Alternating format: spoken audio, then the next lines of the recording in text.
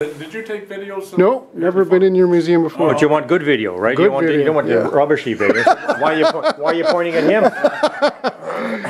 So we're at the... Well, this is So I'm with Chris at the museum. Actually dug up on the property down here at Cusheon Cove. And from 1908 to 1930, way back when, there was a big sawmill here on the property. Right. And there's about 150 men worked in the sawmill. And some of them were white people, some of them were Japanese. All this blue and white pottery here is their ceramic is Japanese. And all the green and the hand-painted plates and things is Chinese. Right. And so there's different garbage disposal places where I've dug these things up. And I got so many things that I have it all put together here in this one building. That was a good idea to make your own museum, yeah. Yeah. Yeah. Well, so there was like minions with all the different sites for, and some of the stuff came the Japanese descendants and some from... each ethnic group would have their own houses or their own huts to live in and cook in and eat together and stuff like that. So that's why the Asians are much fussier than we are about what they ate their food from, the ceramic and things. And you can see the difference. There's the plain white people stuff, and then there's the... so did you glue a lot of it back together? It's all glued together. Wow, that was a big job. All broken. Yeah. Wow. Did you do a lot of it yourself? Yeah. Oh, wow. That's amazing. Hey, that was a big job. Yeah. It's the ultimate jigsaw puzzle. How did you guys like to do that jigsaw puzzle, eh? Wow, that's amazing. So you found these pieces and you don't know if all the pieces are there. No, exactly. It's the ultimate jigsaw puzzle. Oh, and these were some of the bottles that you found. You don't know what shape some of the things are going to end up being. You know, if you look at all those these are the old bottles. Roundware pieces, and you don't know what shape you're heading toward. You know? So, these were like little teapots. I'm not sure if I'll ever get around to putting that together. And these were little teapots, eh? These were they're soy sauce containers. The square ones. Oh, cool. The round ones were rice wine containers. Oh, okay. And then these ones with the big tops, they had different foods and veggies in there preserved. Quite the bottle collection, too. Yeah, so they'd be brought all the way from China like that. Oh, wow. Yeah.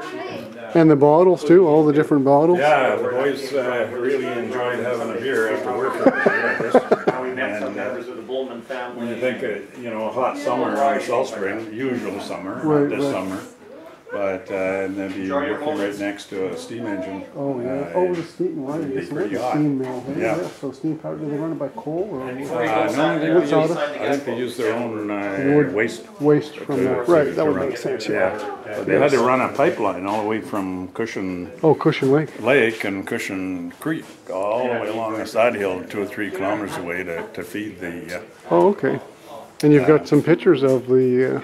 Yeah, these are old black and white pictures that I got mostly from the descendants. I've made contact. Oh, really? Wow. Yeah, made contact with 3 grandchildren in England that were descendants of the guy that started the mill. And his name was Bulman. His name was Bulman Road, and so there's other things around here. Nobody left on the island from no. What happened in 1918? Bulman couldn't keep. He couldn't afford to keep the mill going, and so he sold out to another company. And his wife went back to England with their 2 sons, never to return. Oh, okay. So the descendants are all English people. And I've made contact with them, and they had a lot of old black and white pictures. Oh, really? And they sent them to you? In their attic and send them to me. Oh, how cool is that? Yeah. That's really cool. Yeah. That was a good find. That was amazing. They probably just had them, they probably didn't know where they came from. That's right. They didn't know anything about them because their grandfather had gone off to Canada and he'd lost some family money. There's the cove right in there. I see the mill set right on the point. Yeah. Okay, yeah. And the grandfather had lost some family money, and so he was not talked about in the family. So that's something that they wanted to kind of forget about. Right. Until you called them up. As the grandson put it, he said he was airbrushed from the family. Like that. But they left quite a legacy here on the island. Like the communists used to do. But they left quite a legacy here on the island. Oh, yeah. I got so much admiration for this island history. And he just gambled everything. on you know, with the little money he had, right. and providing a lot of employment for people. And Oh, cut a lot of lumber, you know. Oh yeah, no kidding. All the old growth lumber. Yeah, and then he sold out to another company in 1918, and then they carried on until 1930. Oh, okay. And they put a lot more money into the mill, and it was a bigger operation and everything else. But finally, in 1930, they couldn't make it through the Depression, and Oh yeah. that's when it all came to an end. So you got more artifacts over here too? Yeah. Okay. Yeah. Maybe I'll wander over there and see what you have in this room. Oh wow, all the this is all the steel, shovels and wheels and little files. Oh, this is more glass that he's excavated. Amazing. All kinds of stuff. Floated all over the golf Oh, the pictures that he got from England, that's amazing. But they didn't get to sell it. So that was kind of the beginning of the We've end. got more in I here. don't know exactly, but The Bulman Museum on Salt Spring. And that's the owner, Chris, and he was saying that these photos came from England in an attic. Isn't that hilarious?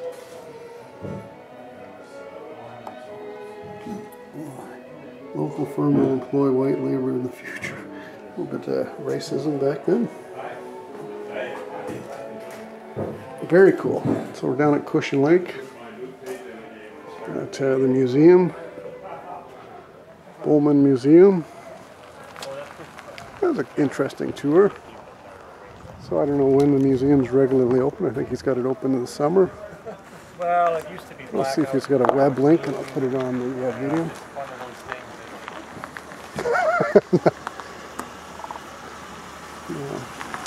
Gonna run over here with the Bulman Museum on Salt Spring Island. All part of the Apple Festival.